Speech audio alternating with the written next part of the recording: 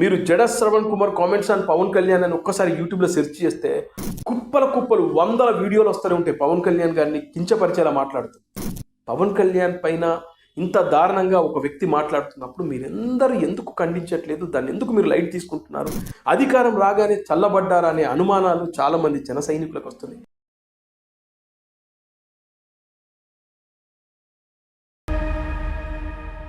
Hello friends, నేను రాజు గారు. YSRCP Pawan కళ్యాణ్ను target చేయడానికి దళిత కార్డు వాడుతుంది. అధికారంలో ఉన్నప్పుడు, అధికారం కోల్పోయిన తర్వాత వైఎస్ఆర్సీపీ పవన్ కళ్యాణ్ని టార్గెట్ చేయాలంటే, పవన్ కళ్యాణ్ని ఇబ్బంది పెట్టాలంటే దళిత కార్డు వాడాల్సిందేనని మరోసారి వైఎస్ఆర్సీపీ పాలిటిక్స్ చూస్తూ ఉంటే మనకు అట్లాగే కనబడుతుంది. మీ అందరికీ తెలిసిందే, గతంలో పవన్ కళ్యాణ్ గారి పైన కత్తి మహేష్ అనే వ్యక్తిని ఉసిగొల్పింది వైఎస్ఆర్సీపీ. పవన్ కళ్యాణ్ని టార్గెట్ చేసుకొని పదే పదే వివిధ టీవీ ఛానల్స్కి వెళ్ళి పొద్దు నుంచి సాయంత్రం దాకా పవన్ కళ్యాణ్ గారి పైన నీచమైన మాటలు, పవన్ కళ్యాణ్ గారిని ఇబ్బంది పెట్టేలా వ్యాఖ్యలు. అప్పట్లో ఇది పెద్ద సెన్సేషన్. కత్తి మహేష్ వెనకాల ఎవరున్నారు ఏంటి అనేది ప్రతి ఒక్కరికి అర్థమైపోయింది. వైఎస్ఆర్సీపీ వెనక నుండి నడిపించింది అనేది. 2024లో వైఎస్ఆర్సీపీ అధికారం కోల్పోయాక, కూటమి ప్రభుత్వం అధికారంలోకి వచ్చిన తర్వాత కూడా మళ్ళీ అదే స్ట్రాటజీని ఫాలో అవుతుంది. అదే దళిత కార్డును వాడుతుంది. ఇప్పుడు పవన్ కళ్యాణ్ పదే టార్గెట్ చేస్తున్న వ్యక్తులు చూస్తూ ఉంటే అందరూ దళితులే, దళిత క్రిస్టియన్సే. ప్రశ్న అనే ఒక యూట్యూబ్ ఛానల్ వ్యక్తి పదే పవన్ కళ్యాణ్ గారి పైన వీడియోలు చేస్తూ వెకిలిగా నవ్వుతూ పవన్ కళ్యాణ్ గారిని ఇబ్బంది పెట్టేలా ప్రశ్న అనే ఒక యూట్యూబ్ ఛానల్కి సంబంధించిన దళిత క్రిస్టియన్ని పవన్ కళ్యాణ్ గారి పైన వాడుతున్నారు. అలాగే చూస్తే జడ శ్రవణ్ కుమార్ అనే వ్యక్తిని చూస్తే పొద్దున్న నుంచి సాయంత్రం దాకా ప్రతిరోజు ఆయనకు వేరే టాపికే ఉండదు. ఎంతసేపు కూటమిలో ఉన్నటువంటి పవన్ కళ్యాణ్నే టార్గెట్ చేస్తూ వస్తాడు. ఇష్యూ ఏదైనా, సందర్భం ఏదైనా, తిరుమల తిరుపతి దేవస్థానానికి సంబంధించిన లడ్డూ ఇష్యూ అయినా, ఇంకా ఏ ఇష్యూ అయినా కూడా ఈ జడ శ్రవణ్ కుమార్ అనే వ్యక్తి పవన్ కళ్యాణ్నే టార్గెట్ చేస్తూ పవన్ కళ్యాణ్ గారిపైనే వివిధ ఛానల్స్లో కూర్చొని ఆయన అమ్ముడు పోయాడు, నెలకింత ప్యాకేజ్ తీసుకుంటున్నాడు, ముఖ్యంగా అవి ఆధారాలు లేని ఒక అసత్యమైనటువంటి ఆరోపణలు చేస్తూ నెలకు 100 కోట్ల రూపాయలు తీసుకుంటున్నాడని, సంవత్సరానికి 1200 కోట్ల రూపాయలు పవన్ కళ్యాణ్ చంద్రబాబు నాయుడు గారి దగ్గర తీసుకుంటున్నాడనే ఒక అసత్యమైన ఆరోపణలు. ముఖ్యంగా అవి ఎక్కడ కూడా ప్రూఫ్స్ లేవు, ఆయన దగ్గర ఏమైనా ఆధారాలు ఉన్నాయంటే లేవు. ఏదో పవన్ కళ్యాణ్ గారి పైన కొన్ని అసత్యమైనటువంటి ఆరోపణలు చేయడం మొదలుపెట్టాడు.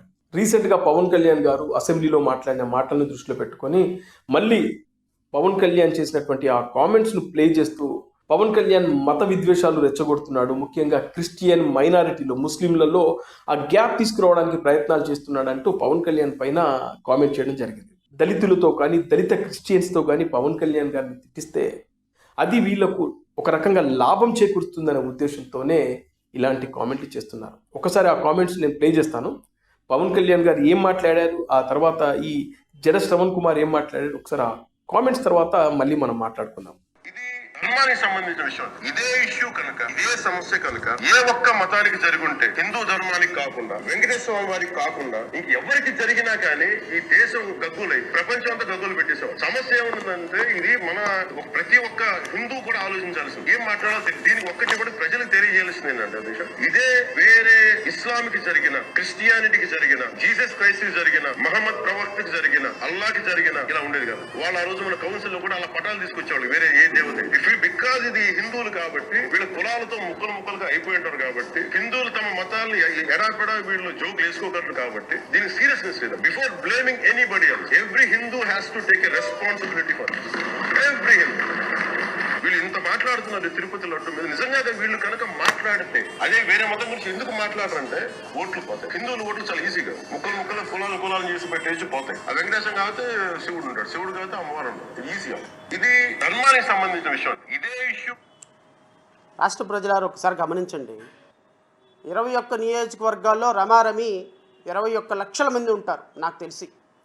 కాన్స్టిట్యున్సీలో ఒక 50,000 మంది ముస్లిమ్స్, ఒక 60,000 మంది క్రిస్టియన్స్, లేకపోతే 60,000 మంది క్రిస్టియన్స్, 30,000 మంది ముస్లిమ్స్ ఉంటారు. అంటే రమారమి వారికి ఓట్లు వేసినటువంటి 21 నియోజకవర్గాల్లో ఉన్న 22-23 లక్షల మంది ముస్లిమ్స్ని, క్రిస్టియన్స్ని అడుగుతున్నా, ఈ వ్యక్తిగా మీరు ఓటేసింది? ఈ వ్యక్తికేనా మీరు ఓటేసింది? సిగ్గేమని ఉందా మనకి? ఒక రాజ్యాంగబద్ధమైనటువంటి పదవిలో కూర్చొని మా హిందూ ధర్మానికి జరిగితే మేము ఊరుకోవాలా? మీ క్రిస్టియన్స్కి జరిగితే ఊరుకుంటారా? మీ ముస్లిమ్స్కి జరిగితే ఊరుకుంటారా? మీ మహమ్మదులకి జరిగితే ఊరుకుంటారా అన్న ఉప ముఖ్యమంత్రి ఈ దేశ చరిత్రలో, ఈ దేశంలో ఎవరైనా ఉన్నారా? ముందుగా పవన్ కళ్యాణ్ గారు మాట్లాడిన మాటల గురించి మనం ఒకసారి అనాలిసిస్ చేసుకుందాం. పవన్ కళ్యాణ్ గారు ఏమన్నారు? ఇదే ఇష్యూ ఓ క్రిస్టియన్ కమ్యూనిటీకి సంబంధించి జరిగిన, లేదంటే ఓ ముస్లిం కమ్యూనిటీకి జరిగితే ఖచ్చితంగా వాళ్ళందరూ ఏకమవుతారు అని చెప్పి ఆయన మాట్లాడారు. అందులో తప్పే ఉంది? మనం చూడట్లేదా? ఓ ముస్లిం కమ్యూనిటీకి సంబంధించిన వ్యక్తులు ఒక ఇష్యూ జరిగిందంటే మూకుమ్మడిగా అందరూ ఏకమవుతారు. అందరు ఏకమైపోయి ఆ ఇష్యూని వాళ్ళు హైలైట్ చేసుకుంటారు, దాని నుంచి వాళ్ళు కాపాడుకుంటారు, వాళ్ళని వాళ్ళు కాపాడుకుంటారు. అంటే మన ఊర్లలో, గ్రామాల్లో ఉన్నటువంటి ప్రతి ఒక్కరికి తెలుసు, ముస్లిం ఏరియాలో ప్రతి ఊర్లో ఒక ముస్లిం ఏరియా ఉంటుంది. వాళ్ళకి ఏదైనా సమస్య వస్తే అందరూ ఏకమైపోతారు. వాళ్ళలో వాళ్ళకి ఎన్ని సమస్యలు ఉన్నా ఒక ఇష్యూ వచ్చిందంటే అందరూ కూడా ఏకమైపోయి వాళ్ళు దానిపైన పోరాటం చేస్తారు. అలాగే క్రిస్టియన్స్ కూడా. అదే ఒక హిందూ విషయంకి వచ్చేసరికి ఎవరు కూడా మూకుమ్మడిగా రారు, బలంగా నిలబడలేరు అనేది పవన్ కళ్యాణ్ గారు చెప్పే ప్రయత్నం చేశారు. ఇదే ఇష్యూ కనుక ఓ ముస్లింకో లేదంటే ఓ క్రిస్టియన్ సంబంధించినటువంటి దేవస్థానాలకు సంబంధించి జరిగి ఉంటే అది నేషనల్ లెవెల్లోకి వెళ్ళిపోయేది అనేది పవన్ కళ్యాణ్ గారు చెప్పిన దాంట్లో పచ్చి వాస్తవం. తప్పు ఉందా దాంట్లో? ఇక్కడ పవన్ కళ్యాణ్ గారు ఏమైనా ముస్లింలను కానీ క్రిస్టియన్స్ కానీ ఏమైనా అవమానించారా? వాళ్ళంతా ఏకమవుతారు, దాన్ని నేషనల్ వైపు తీసుకెళ్తారు, దాని మీద పోరాటం చేస్తారు. అదే హిందువుల విషయానికి వచ్చేసరికి ఇలా జరుగుతుంది అని చెప్పేసి పవన్ కళ్యాణ్ గారు చెప్పిన దాంట్లో ఎలాంటి అసత్యం లేదు. అది పచ్చి వాస్తవం. అంటే ఉన్నది ఉన్నట్లు మాట్లాడితే అదే ఒక సామెత ఉంది, యథార్థవాది లోక విరోధి అని. అలాగే పవన్ కళ్యాణ్ గారు యథార్థం మాట్లాడారు కాబట్టి ఇవాళ ఆయన లోక విరోధి అవుతున్నారు. ఇలాంటి వైఎస్ఆర్సీపీకి తొత్తుగా మారినటువంటి జడ శ్రవణ్ కుమార్ లాంటి వ్యక్తులు ఇలాంటి కామెంట్ చేస్తున్నారు. అయితే దీన్ని జడ శ్రవణ్ కుమార్ ఏం మాట్లాడుతున్నాడు? పవన్ కళ్యాణ్ మత విద్వేషాలు రెచ్చగొడుతున్నాడు. పవన్ కళ్యాణ్ అది మత విద్వేషాలు రెచ్చగొట్టినట్టు ఉందా? ఇక్కడ జడ శ్రవణ్ కుమార్ క్రిస్టియన్ మైనారిటీలో గ్యాప్ తీసుకురావడానికి ప్రయత్నం చేస్తున్నాడు. పైగా ఆయన ఏమంటున్నాడు? ఈ పవన్ కళ్యాణ్ గారికి సంబంధించిన జనసేన పార్టీ 21 స్థానాల్లో పోటీ చేస్తే ఆ 21 స్థానాల్లో సుమారుగా 21 లక్షల మంది క్రిస్టియన్ మైనారిటీలు ఉంటారు. వాళ్ళందరూ ఈయనకు ఓట్లేశారు. ఇలాంటి సన్నాసికి, ఇలాంటి వ్యక్తికి, ఇలాంటి దరిద్రుడిగా ఓటేసింది వాళ్ళు అని చెప్పి కామెంట్ చేయడం జరిగింది. ఆయన ఒక డిప్యూటీ సీఎంను పట్టుకొని అలాంటి మాటలు మాట్లాడడం కరెక్టేనా? పవన్ కళ్యాణ్ కాదు మత విద్వేషాలు రెచ్చగొట్టేది. 100% ఇక్కడ జడ శ్రవణ్ కుమార్ అనే వ్యక్తి కమ్యూనిటీల్లో ముఖ్యంగా మతాల మధ్యన ఒక గ్యాప్ క్రియేట్ చేస్తూ రాజకీయ పబ్బం గడుపుకోవడానికి, ముఖ్యంగా ఓ వర్గానికి, ఒక పార్టీకి లాభం చేకూర్చేలాగా అతను చేసే కామెంట్స్ కనబడుతున్నట్లుగానే నాకైతే అనిపించింది. అలాగే మాజీ ఐఏఎస్ అధికారి విజయ్ కుమార్, ఆయన కూడా హరిహర వీరమల్లు సినిమా టైంలో పవన్ కళ్యాణ్ గారిని టార్గెట్ చేసుకొని పవన్ కళ్యాణ్ అధికారాన్ని దుర్వినియోగం చేశాడు, పవన్ కళ్యాణ్ తన సినిమాల ప్రమోషన్ కోసం ప్రభుత్వ అధికారాంతో పాటు డబ్బును కూడా వృధా చేస్తున్నాడని ఆ రోజున కామెంట్ చేయడమే కాకుండా హైకోర్టులో ఒక పిల్ దాఖలు చేశారు. ఇట్లా ఈ క్రిస్టియన్ దళితులని పవన్ కళ్యాణ్ గారి పైన ఉసిగొల్పి మాజీ ఐఏఎస్ విజయ్ కుమార్, అలాగే ఈ జడ శ్రవణ్ కుమార్ లాంటి ఒక న్యాయవాది, అదేవిధంగా ఒక యూట్యూబర్ ఆ ప్రశ్న అనే వ్యక్తి, అదేవిధంగా ఒకప్పుడు కత్తి మహేష్ కానీ ఇంకొంతమంది దళిత క్రిస్టియన్కి సంబంధించినటువంటి వ్యక్తులను పవన్ కళ్యాణ్ గారి పైన ఉసిగొల్పి పవన్ కళ్యాణ్ని టార్గెట్ చేసి వీళ్ళతో మాట్లాడిస్తున్నారు. వేరే వాళ్ళతోని మాట్లాడిస్తే ఖచ్చితంగా అది మైనస్ అవుతుంది వైఎస్ఆర్సీపీ. కానీ ముఖ్యంగా ఈ దళితులతోని, క్రిస్టియన్స్తోని ఇలాంటి మాటలు మాట్లాడిస్తే భయపడతారు మాట్లాడడానికి. ఎందుకంటే ఎక్కడైనా వీళ్ళ గురించి పొరపాటున ఏదైనా మాట్లాడితే ఆ దళిత కార్డు వాడచ్చు, లేదంటే అట్రాసిటీ కేసు వేస్తారని చెప్పి భయంతో చాలామంది ముందుకు రాననే ఉద్దేశంతో ఇలాంటి స్ట్రాటజీని వర్కౌట్ చేస్తున్నట్లుగానే నాకైతే స్పష్టంగా కనబడుతుంది. ఇక చూస్తే నాకు మరో సందేహం ఏంటంటే జనసేన పార్టీ నుంచి ఎవరు కూడా ఖండించకపోవడం. ఎందుకంటే మీరు జడ శ్రవణ్ కుమార్ కామెంట్స్ ఆన్ పవన్ కళ్యాణ్ అని ఒక్కసారి యూట్యూబ్లో సెర్చ్ చేస్తే కుప్పలు వందల వీడియోలు వస్తూనే ఉంటాయి పవన్ కళ్యాణ్ గారిని కించపరిచేలా మాట్లాడుతూ.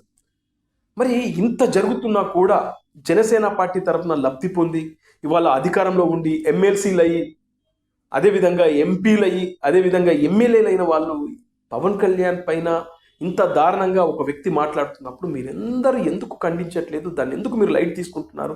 అధికారం రాగానే చల్లబడ్డారా అనే అనుమానాలు చాలామంది జన సైనికులకు వస్తుంది. వాళ్ళందరూ ఆవేదన అదే. పవన్ కళ్యాణ్ గారిని టార్గెట్ చేసుకొని నీచంగా మాట్లాడుతూ ఉన్నా కూడా జనసేన పార్టీ సంబంధించినటువంటి నాయకుల నుంచి ఖండన లేదు, ప్రజాప్రతినిధుల నుంచి ఖండన లేదు. ముఖ్యంగా ఎంపీలు, ఎమ్మెల్సీలు, ఎమ్మెల్యేలు ఏమైపోయారు? మీరు ఎందుకు ఖండించట్లేదు? ఎందుకు మీరు బలంగా మీ వాయిస్ వినిపించట్లేదు అని చెప్పేసి చాలామంది జన సైనికుల మనోవేదన. మరి నిజంగానే జన సైనికుల మనోవేదనని ఇలాంటి వైఎస్ఆర్సీపీ దళిత కార్డు వాడి పవన్ కళ్యాణ్ గారిని టార్గెట్ చేస్తున్నా కూడా ఇంకా నిమ్మకు నీరెత్తినట్టు కూర్చున్నటువంటి జనసేన పార్టీ నాయకులను ఏమనాలి?